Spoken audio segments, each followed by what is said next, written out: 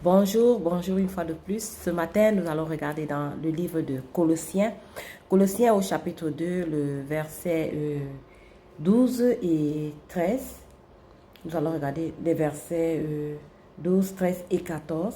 La Bible dit, ayant été ensevelis avec lui par le baptême, vous êtes aussi ressuscités en lui et avec lui, par la foi en la puissance de Dieu qui l'a ressuscité des morts. Vous étiez morts par vos offenses et par l'incirconcision de votre chair, et vous a rendu à la vie avec lui en nous faisant grâce pour toutes nos offenses. Il a effacé l'acte dont les ordonnances nous condamnaient et qui subsistait contre nous. Il l'a détruit en le clouant à la croix. Amen. Ça, c'est une parole tellement pleine de grâce, une parole d'assurance, une parole d'espoir.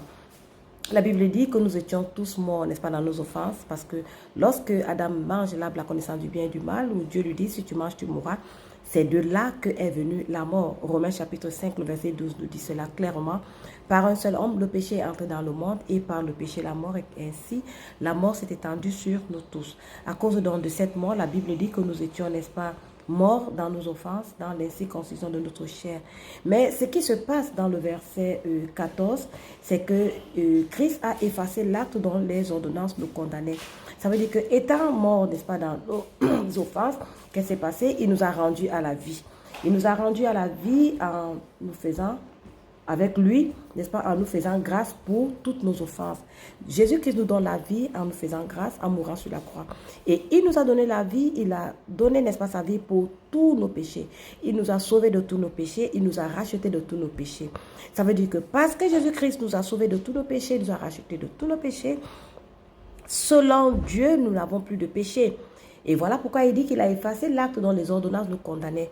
Le salaire du péché étant la mort, Christ a payé le salaire de notre péché afin de nous donner la vie par sa mort. Et il nous a ramenés, n'est-ce pas, à la gloire par sa résurrection. Alors en Jésus-Christ, nous pouvons nous réjouir d'une chose, nous pouvons nous contenter d'une chose, c'est que nous ne sommes plus redevables devant Dieu de nos péchés.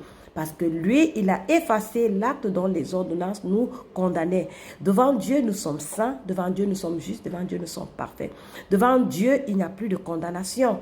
Il est dit dans le livre de Romains, chapitre 8, verset 1, qu'il n'y a donc maintenant aucune condamnation pour ceux qui sont en Jésus-Christ. Jésus-Christ est venu en tant que Jésus qui nous sauve de nos péchés et également Emmanuel, Dieu avec nous. Et parce qu'il est avec nous, nous sommes saints. Parce qu'il est avec nous, nous sommes justes. Parce qu'il est avec nous, nous sommes parfaits.